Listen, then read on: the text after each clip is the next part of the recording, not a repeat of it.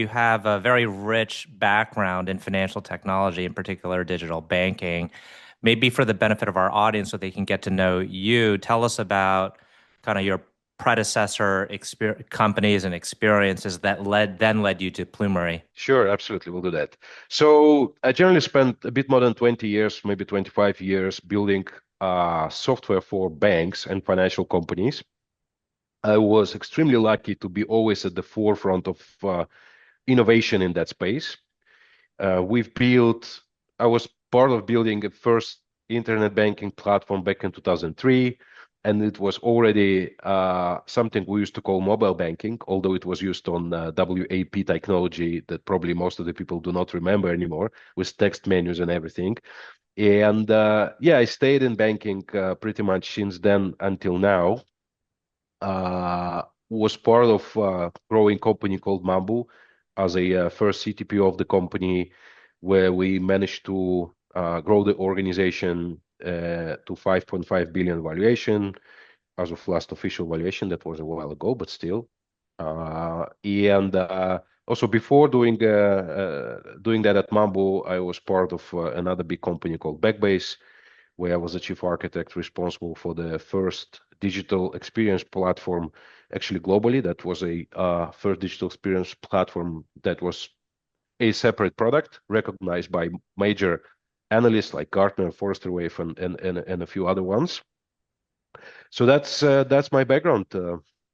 And what was it when you were at Mambu? What was it that you saw was missing in the financial technology ecosystem?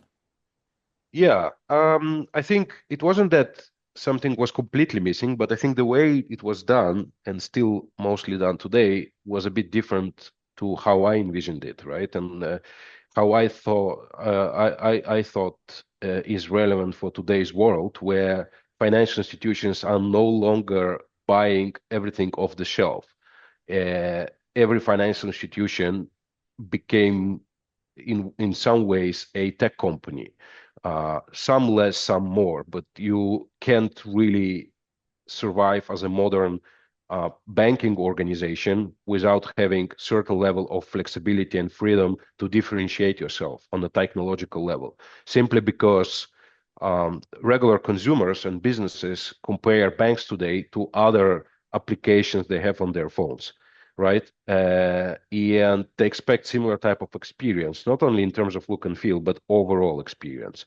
So I felt like something is missing to enable any type of financial institution globally, bank, credit union, and community bank, so on and so forth, um, to be modern, right? And compete with other banks who are digitally native, and be able to retain their existing customers and provide services that are on par with the expectation. And for that, you need two things. You need acceleration to modernize your existing digital presence, mobile web applications, but you also need to have tools and capabilities to differentiate and be flexible, right? And differentiate where it matters the most, which is user experience itself, the UI part itself, look and feel, how people actually experience your banking through the mobile app or web app.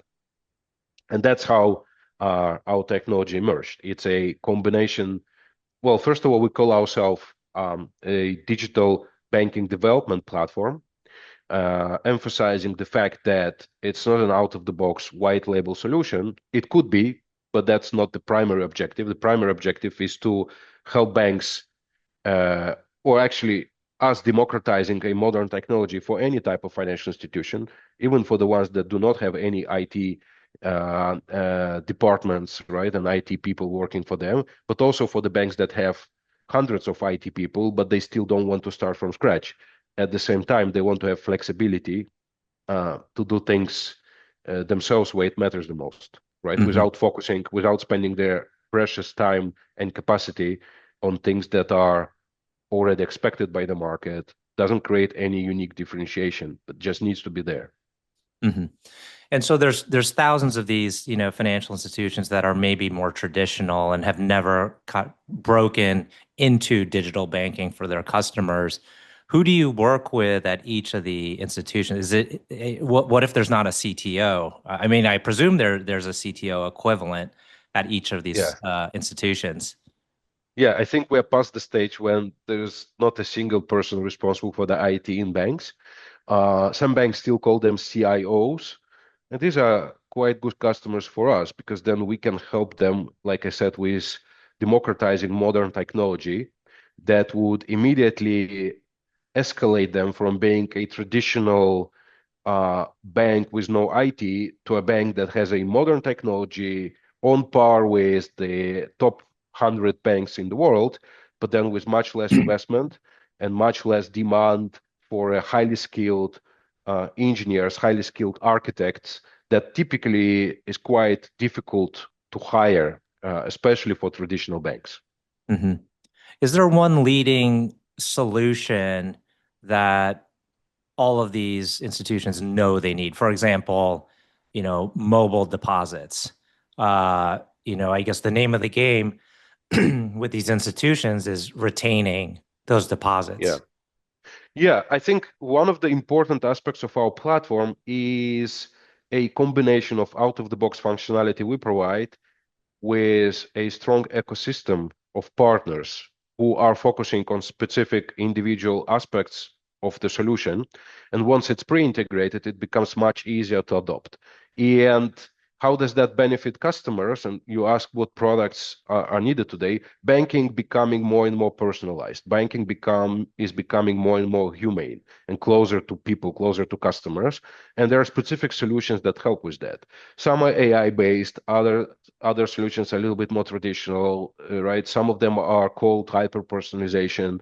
Others are more about streamlining how loan origination is made and making sure that it's cost efficient and straight through processing so that people can, so even people that were not able to get loans previously because they were too expensive for banks, now with our technology, with the help of our technology, can actually be offered a loan at a much cheaper price, right? So it really depends, but the general theme is, like I mentioned, banking becoming much closer to customers, becoming much more intimate and much more humane in general. And how do you get your bank clients comfortable with the level of security of your technology? We are certified across different industry standards when it comes to security. We also follow modern principles such as security by design and shifting security left, so that a lot of security aspects are becoming, let's say, embedded into the system as early as possible. Our customers have all the transparency and visibility into how we do that. We typically answer a lot of due diligence questions. We run penetration tests. So we really want to make sure that our customers are comfortable with how we handle security. And there are additional measures that probably I won't share now that we give to our customers for even greater, let's say, trust and greater control, Hmm. especially What if things don't go well. Yeah.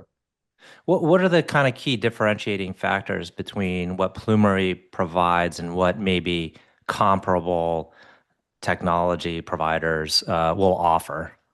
Yeah, I guess our unique approach is that we really give full freedom and flexibility for our banks to build on top and around and differentiate themselves without relying on us. We are not a professional services organization, although we can recommend partners and help banks with the implementation. Our focus is in providing a platform that we will continuously support and maintain for them instead of highly customizing and creating some bespoke version of the platform. And at the same time, like I mentioned before, letting them build on top and around in a highly detached way, highly decoupled way, right? So there's no vendor lock-in. Technologically, we are open platform. That means our customers can use different technology that they are comfortable with to build on top and around. You mentioned the spectrum of customers you would work with. It could be, maybe a smaller or mid-sized credit union all the way to banks that have hundreds of IT folks. What's your ideal situation? I mean, what type of client do you want to be working with the most?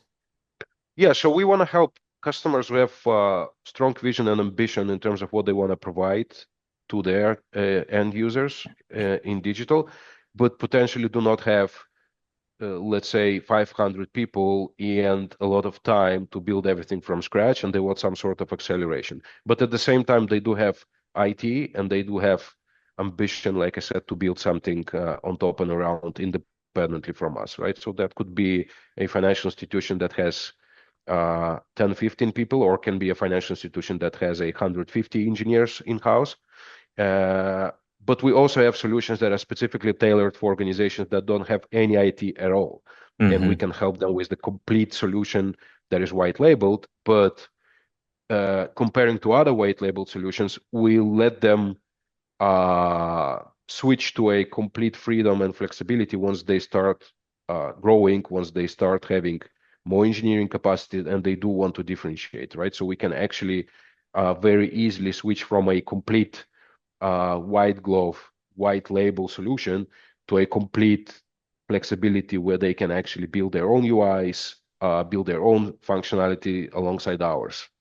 Yeah, for me. It was a kind of surprise when I was working with different banks. As the customer, how behind some banks were. Even this is a top 10 bank in the US that was significantly behind in terms of the digital capabilities versus another top 10 bank. And they were so slow moving. And eventually they came around, for example, the mobile deposits I mentioned. Um, and it just boggled my mind. It's like, how can you be a top 10 bank and not keep up, keep pace? Do you still see these scenarios where big banks are significantly behind in terms of digital offerings? Absolutely. And there's this thing in software engineering that is called economies of this scale. The bigger you are, the slower you are, and the more difficult it is for you to keep up and actually innovate, right? So Hmm. it's counterintuitive, but in software world, it works the opposite way.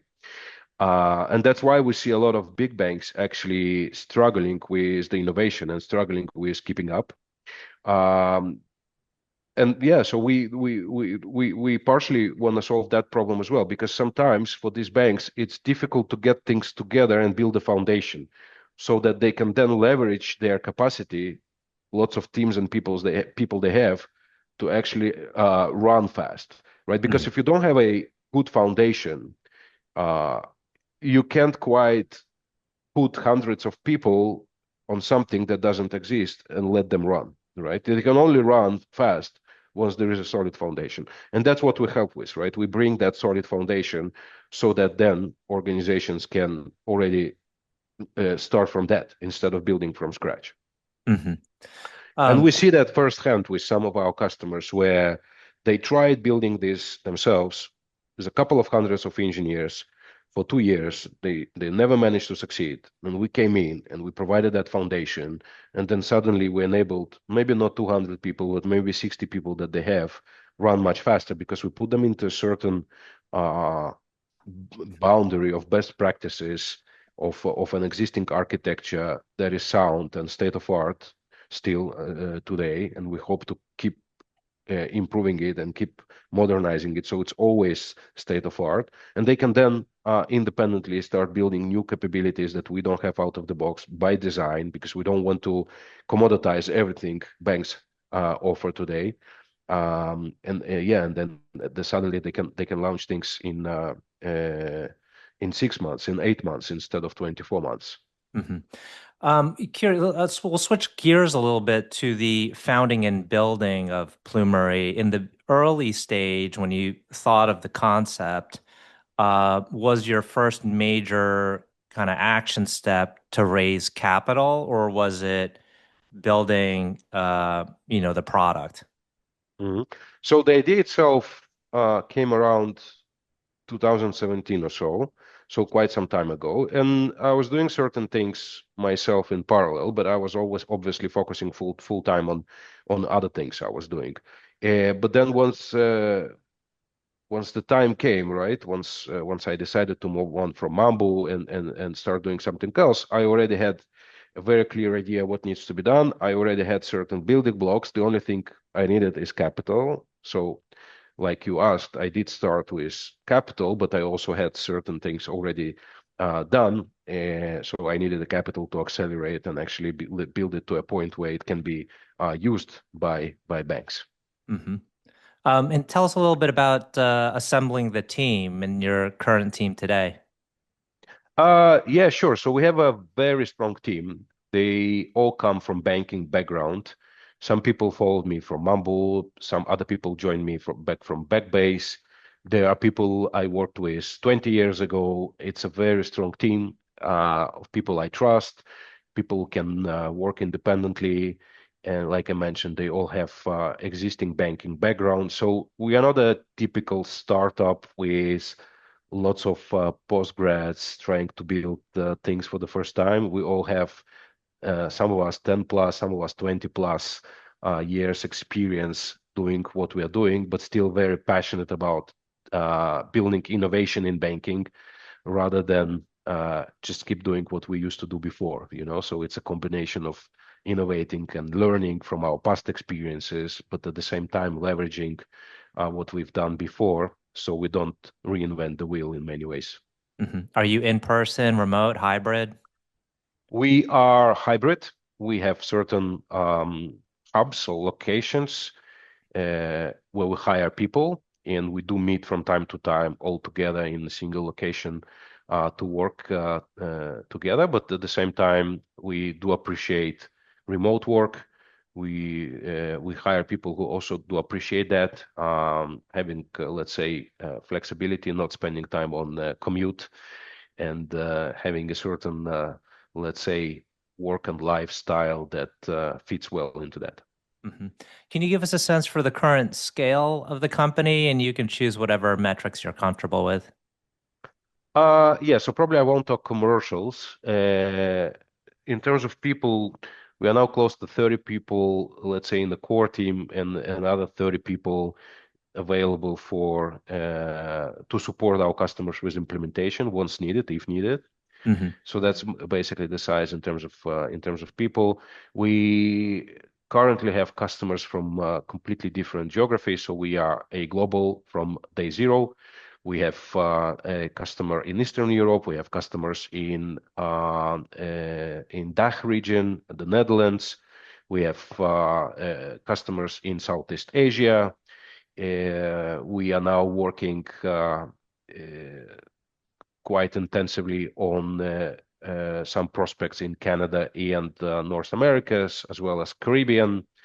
And like I mentioned, this is by design. We believe that our technology can be leveraged by financial institutions pretty much anywhere in the world, and also financial institutions of different sizes, anything from a startup digital wallet or e-money institution to a established bank with several millions of active customers.